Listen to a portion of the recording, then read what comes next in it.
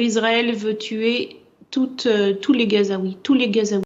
Aujourd'hui, je vous apporte une explication précise sur ce qui se passe réellement avec le peuple juif et le peuple israélien. Ils sont différents de tous les autres peuples de la planète. Beaucoup savent déjà qui sont les Juifs. Il existe de nombreuses vidéos qui circulent sur YouTube expliquant ce peuple. Mais ne nous basons pas seulement sur l'image qu'ils montrent d'eux au monde.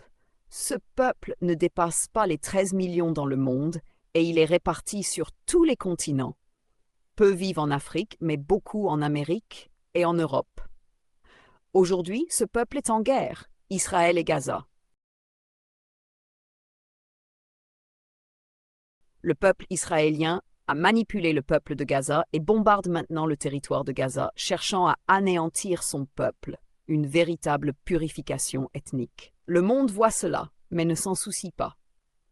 Pour eux, tous les musulmans sont des terroristes. Ils tuent des innocents et inventent qu'ils étaient des terroristes. Ils ont déjà tué plus de 60 000 personnes et continuent de dire que ce sont des dommages collatéraux, que c'était par erreur, jusqu'à 60 000. Les États-Unis d'Amérique soutiennent ce peuple et leur fournissent des armes pour tuer les Palestiniens. Cela veut dire qu'ils sont complices de la mort de plus de 60 000 innocents. Est-ce que vous avez vu sur la planète, parce que vous voyagez depuis de nombreuses années, quelque chose d'aussi pire que ce qui se passe à Gaza? Je pense que Gaza, c'est vraiment difficile à décrire, à te préparer pour, à cause c'est tellement intentionnel. C'est tellement quelque chose qui est créé en plein contrôle par les forces israéliennes. Et personne ne les critique. Mais si un musulman commet une petite erreur, le monde entier en parle, les gouvernements critiquent, et ils peuvent même fermer des lieux musulmans.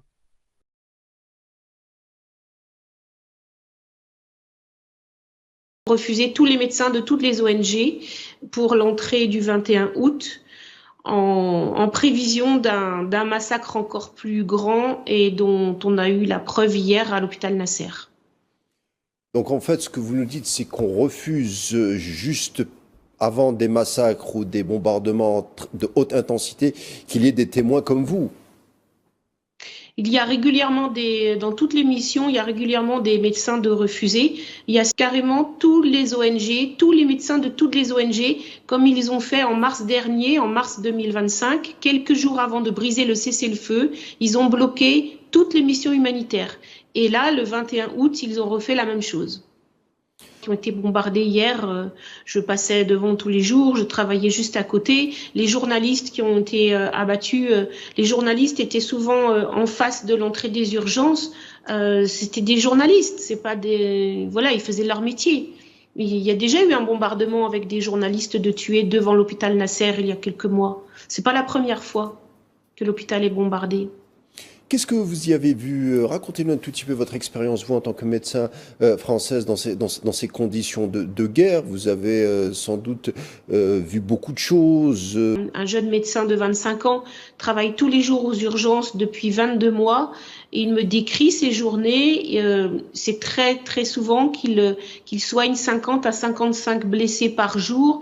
C'est très souvent qu'il voit des enfants de 3 ans, de 4 ans mourir sous ses yeux par terre, sans bras, sans jambes, sans antalgique, sans lit pour les faire mourir, sans place aux soins intensifs parce que c'est saturé, sans place au bloc opératoire parce qu'ils sont saturés, des enfants qui pourraient être sauvés ailleurs et qui meurent sous ses yeux.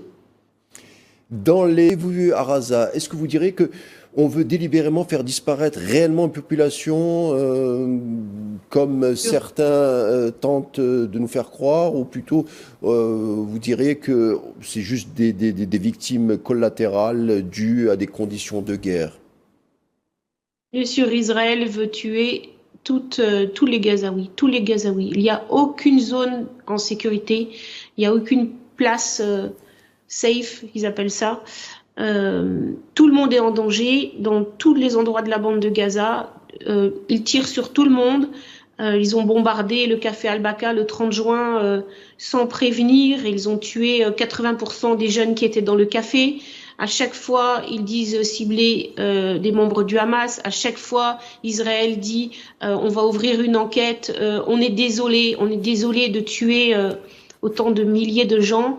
Et je ne sais pas comment des criminels peuvent avoir le droit d'ouvrir une enquête. Tout le monde est menacé à Gaza. Aucune personne n'est en sécurité. Si un musulman commet une faute, il peut être renvoyé de son travail ou, s'il n'est pas du pays, être expulsé vers sa terre d'origine. Les Juifs sont peu nombreux par rapport aux musulmans, mais ils dominent le monde et criminalisent les musulmans. Aujourd'hui, d'autres religions en viennent même à croire que tous les musulmans sont les mêmes ou des terroristes. Le peuple juif manipule le monde et contrôle l'opinion publique en semant toujours des doutes sur les musulmans. Mon professeur disait « Si on t'accuse une fois, tu peux être innocent, mais si c'est 2 ou 3 fois, tu sembleras déjà coupable. » C'est exactement ce qui se passe avec Israël. Ils bombardent Gaza, puis le Liban, la Syrie, le Yémen, l'Iran, et disent toujours qu'ils sont les innocents, tandis que les autres sont coupables, simplement parce qu'ils sont musulmans. Un être humain doit chercher la vérité sans laisser les autres penser à sa place. Merci beaucoup. Suivez-moi pour plus de vidéos et partagez. Découvrons ensemble la vérité.